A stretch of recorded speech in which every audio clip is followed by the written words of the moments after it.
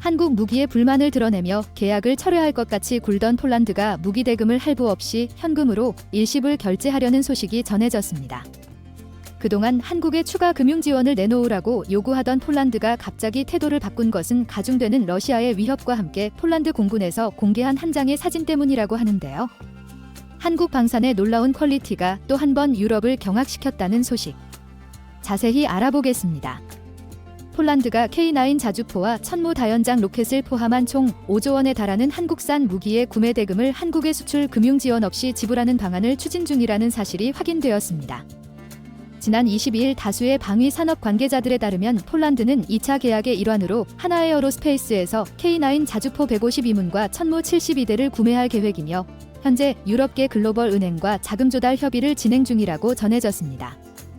폴란드 정부는 이미 지난해 12월과 올해 4월에 하나에어로스페이스와 각각 K9 자주포 152문과 천무 72대를 구매하는 계약을 체결한 바 있습니다.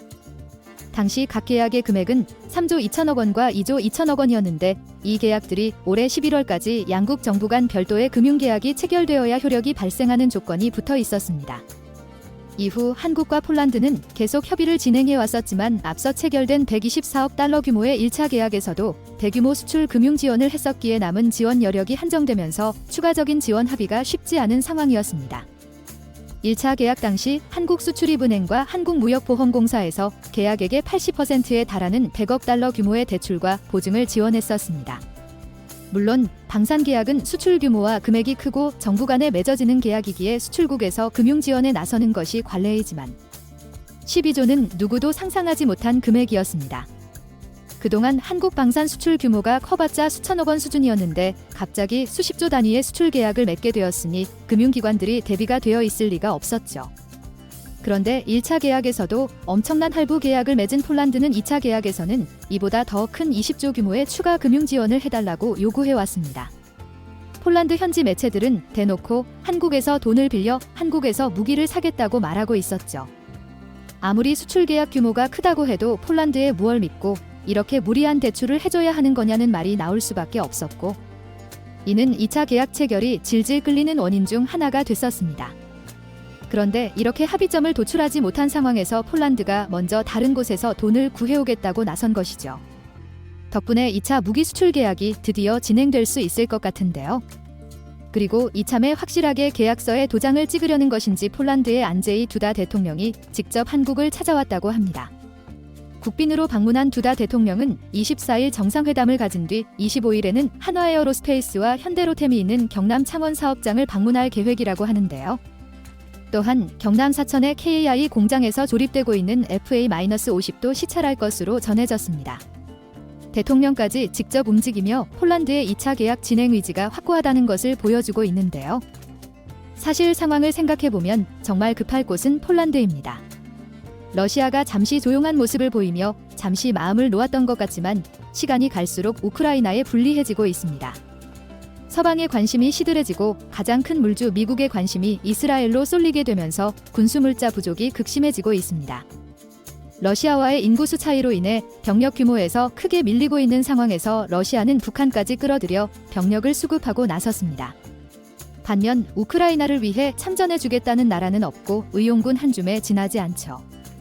이런 상황에서 폴란드의 안보 위협도 가중될 수밖에 없었고 이 핑계 저 핑계로 미뤄왔던 한국 무기 도입을 자신들이 자금을 조달하면서까지 재촉할 수밖에 없어진 것입니다. 그리고 한편으로는 한국 방산을 더 이상 비난할 거리가 떨어졌기 때문인 것 같기도 한데요. 한국 무기 도입을 반대해왔던 폴란드 내부 세력은 지속적으로 한국 무기를 비난하고 깎아내릴 것들을 찾아왔습니다. K2 전차와 K9 자주포는 감히 깎아내릴 부분이 없었고 천무 다연장 로켓은 한국보다 폴란드에서 더 환호하고 있는 무기이기 때문에 이들이 타겟으로 삼은 것은 바로 FA-50 전투기였습니다. 폴란드 언론은 폴란드에 인도된 12대의 FA-50GF가 부품 공급과 정비 문제로 대다수가 가동불능 상태라고 주장했습니다. 또한 FA-50GF는 중거리 공대공 미사일을 장착도 못하는 반쪽짜리 전투기인데다가 FA-50PL은 출고가 지연되고 있으니 한국에 지체보상금을 요구하고 지금이라도 2차 36대 계약을 취소하고 라팔이나 유로파이터를 도입해야 한다고 주장했었습니다. 그런데 이 같은 주장이 터무니없는 모함이었음이 너무 쉽게 드러나고 말았는데요. 우선 대부분이 가동불능 상태라던 FA-50이 90% 가동률을 보여주고 있음이 확인되었습니다. KAI 측은 폴란드 언론의 주장은 명백한 허위라며 12대 중 11대가 정상 가동 중이라고 밝혔습니다. 동남아의 필리핀이나 중동의 이라크에서도 높은 전투기 가동률을 보장했던 KAI가 그보다 사정이 훨씬 좋은 폴란드에서 전투기 정비 보급에 실패할 리가 없었던 것이죠. 또한 계약서를 되짚어본 결과 공대공 미사일 미장착과 FA-50PL 생산 지연은 폴란드의 책임이라는 사실이 밝혀지기도 했습니다. FA-50 수출 계약 당시 폴란드에서 미국산 공대공 미사일 AIM-120 장착과 미국산 레이더 판텀 스트라이크를 고집했었고, 통합은 폴란드에서 추진하기로 해놓고서 이제 와서 한국을 탓하고 있는 것이죠.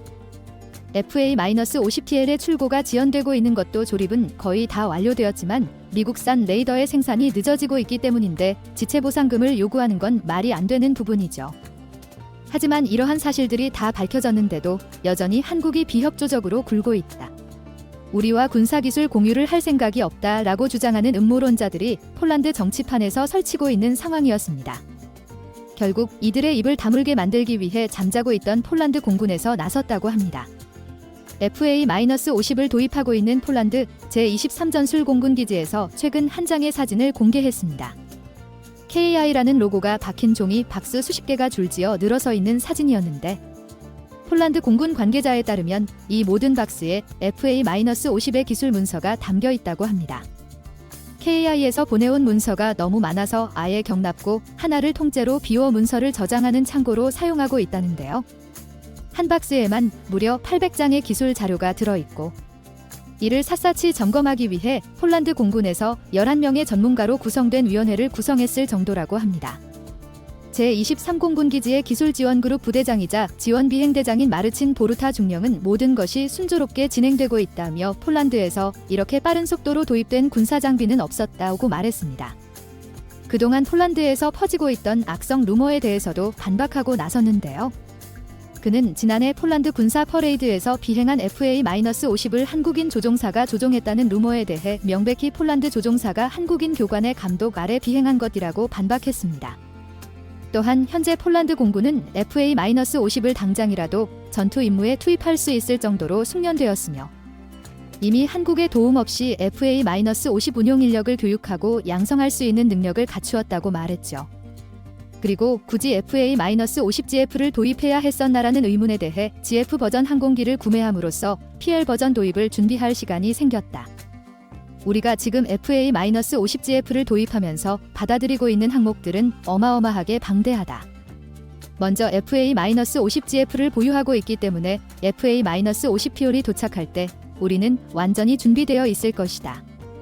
만약 이 준비 과정이 없었다면 FA-50PL 운용은 3년 이상 늦어졌을 것이라고 설명했습니다.